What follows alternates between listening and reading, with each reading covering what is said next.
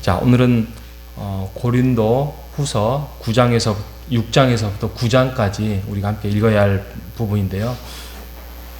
먼저 6장은 우리는 살아계신 하나님의 성전입니다. 우리는 이렇게 건물이 성전이 아니라 우리가 하나님의 성전인데, 우리 개개인의 성전이라는 개념보다는 우리가 함께 주의 이름으로 모였을 때 그것으로 인하여서 하나님의 영이 함께 하시고 성령으로 이끌어 주심으로써의 우리가 성전을 이루어가는 모습, 이것을 이제 성전이라고 사도 바울은 6장에서 말씀을 하고 있고, 7장은 이렇게 모여서 그냥 다른 거 하는 게 아니라 그거에서 하나님의 뜻을 찾고 하나님이 이루고자 하는 교회의 모습을 이루어가는 모습. 그런데 그거를 해나가는데 우리 안에 있는 어떤 죄나 잘못된 것들, 그것을 회개하는 것을 하나님이 기뻐하신다라고 말씀하고 있는 부분이 7장에서 말씀하고 있습니다. 근데 7장에서 그렇게 회개하는 삶에 어떻게 보면 선구자적인 아니면은 가장 1순위적인 어떤 신앙의 모습을 사도 바울은 뭐라 하냐면 8장 9장에 대해서 연보의 삶을 말하고 있습니다. 여기서 연보라는 단어를 썼는데 우리가 말하면 헌금이지요.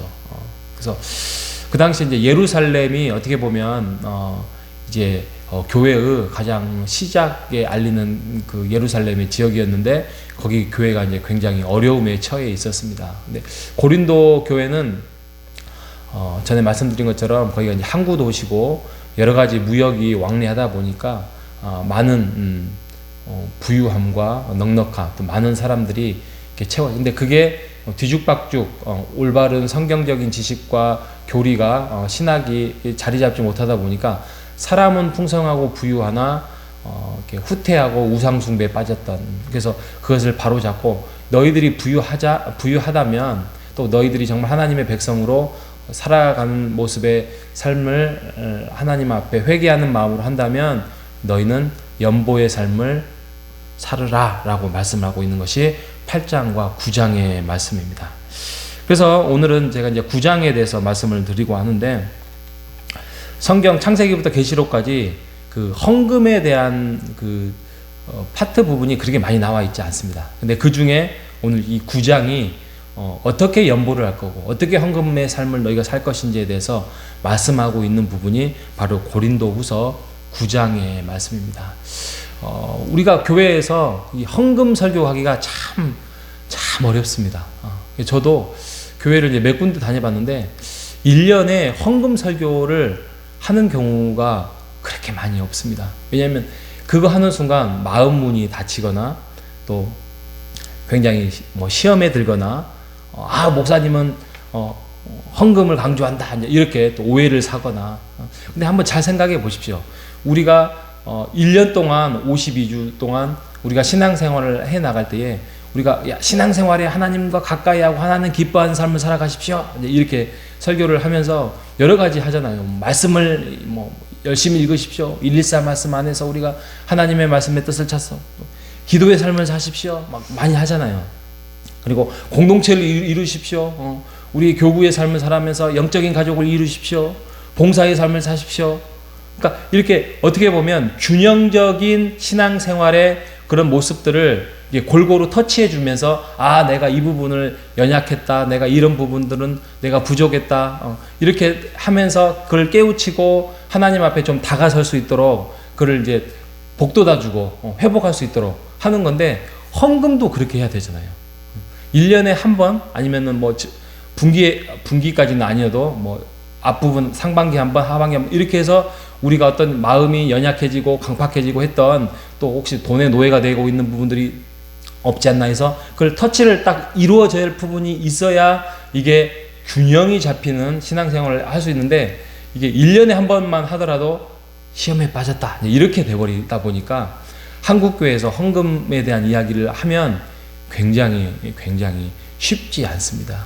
분명히 사도 바울도 이렇게 고린도후서에 대해서 9장에 대해서 말씀을 하고 있는데, 자, 성경에서 뭐라고 하는지 한번 오늘 이 아침에 많은 시간은 없지만 오늘 읽었던 말씀 부분 중심으로 한번 살펴보기로 하겠습니다. 먼저는 9장 5절에 가면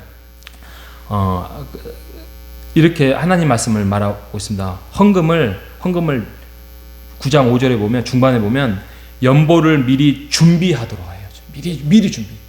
그냥 갑자기 내는 것이 아니라 그냥 내가 있는 1년 한 달의 계획 속에서 남은 돈을 드리는 게 아니라 하나님께 이렇게 딱 준비해서 드린다. 그래서 준비하도록 이렇게 권고하고 있어. 억지로 하지 마라. 그렇게 말을 하고 있습니다. 또 7절에 보면 마음이 하나님이 정해주신 마음이 정한 대로 하지 인색감으로나 억지로 하지 말라고 하고 있습니다. 하나님은 즐겨내는 자를 사랑하신다라고 말씀을 하고 있고요. 8절에 가면 그렇게 할 때에 하나님께서 은혜를 넘치게 우리의 삶과 또 우리의 영성과 또 우리의 어떤 관계와 이런 것들을 은혜가 넘치게 함으로써 하나님의 의가 나타난다라고 말씀을 하고 있습니다. 그리고 네 번째로는 10절에 가면 하나님께서 그 헌금을 심는 자라고 했어요. 심는 자. 우리가 어떤 열매를 다 따먹어버리잖아요.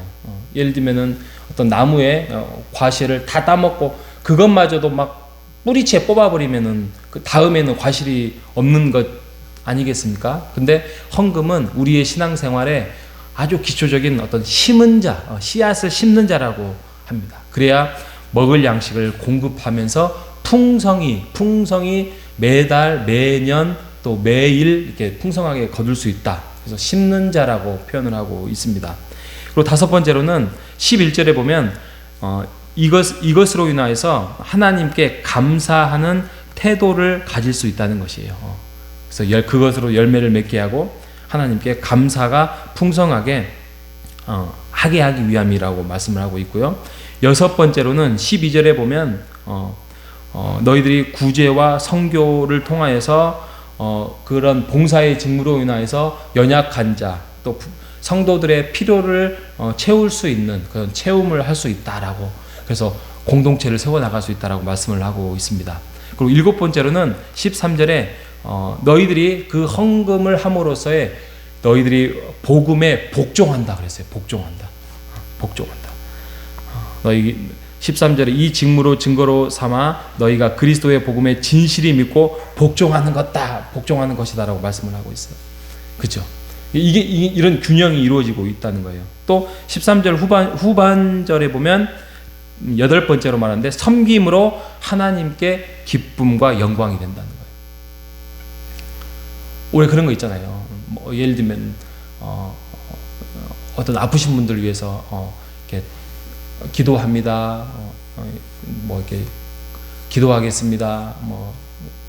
늘 우리가 돌아보고 있습니다. 이렇게 100번의 말 한마디보다도 작은 이렇게 봉투 드리면서 이것으로 맛있는 거라도 드십시오. 이렇게 하는 것이 진정한 섬김인 것처럼 그 섬김으로 인하여서 하나님께 기쁨을 드릴 수 있는 것이 바로 헌금이다라고 말씀을 하고 있고요. 아홉 번째로는 헌금은 14절에 가면 너희를 향한 기도의 간구가 진심으로 나타난다. 진심으로. 그러니까 우리의 기도가 헌금을 하나님께 드림으로써의 더 진심과 간구로 더 강하게 나타날 수 있다라고 말씀을 하고 있고요. 마지막 열 번째가 15절에 보면 말할 수 없는 그의 은사로 말미암아 하나님께 감사가 된다. 그러니까 여기서 은사라는 개념이 여러 가지 이적 이런 개념이 아니라 하나님과의 어떤 직접적인 교제 속에서 예배자의 삶을 우리가 살아갈 수 있다는 것이에요. 이렇게 이제 10가지를 제가 한번 찾아봤는데 이걸로 맨날 며칠 설교를 할 정도로 부족하지 않는데 이제 이렇게 하면 교회가 이제 시험에 든다는 거죠. 근데 우리가 다시 한번 생각해 보십시오. 아까도 말씀드렸던 것처럼 우리의 신앙생활의 균형은 정말 골고루 말씀으로 하나님의 은혜로 터치가 이루어져야 돼요.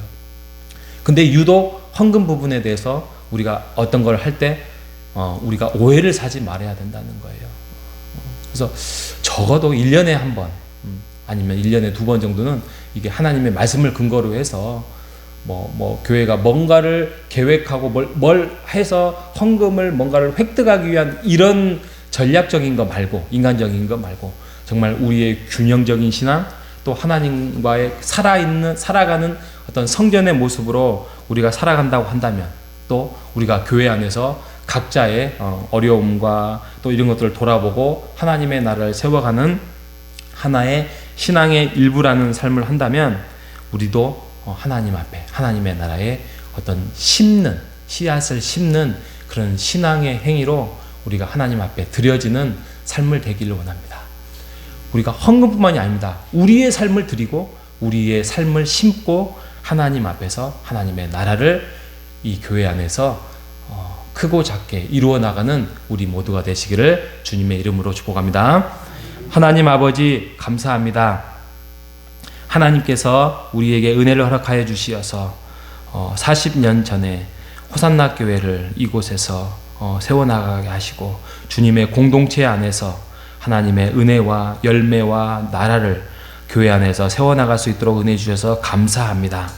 하나님, 고린도 교회는 여러 가지 시험과 어려움 속에서 정말 극복하고 또 헤쳐나가야 함에도 불구하고 넘어지고 쓰러지고 우상숭배에 빠졌던 모습을 우리가 고린도 전후서를 통하여서 살펴봅니다. 하나님, 이 일로 인해서 우리 호산나 교회가 하나님 안에서 은혜롭게 주님이 기뻐하는 교회로 세워나갈 수 있도록 인도하여 주시옵소서. 하나님, 마음을 다하여서 찬양하게 도와주시고 우리가 하나님께 알아가기 위하여서 성경 말씀에 가까이 할 수 있도록 도와주시고 하나님께 기도함으로써 더욱더 기쁨이 넘치는 교제가 될 수 있도록 인도하여 주시고 우리가 하나님께 헌금을 드림으로써의 교회를 더 든든히 세워나가는 우리 모두가 될 수 있도록 인도하여 주시옵소서. 오늘 한날도 축복하여 주시기를 소원하오며 살아계신 예수님의 이름으로 기도합니다.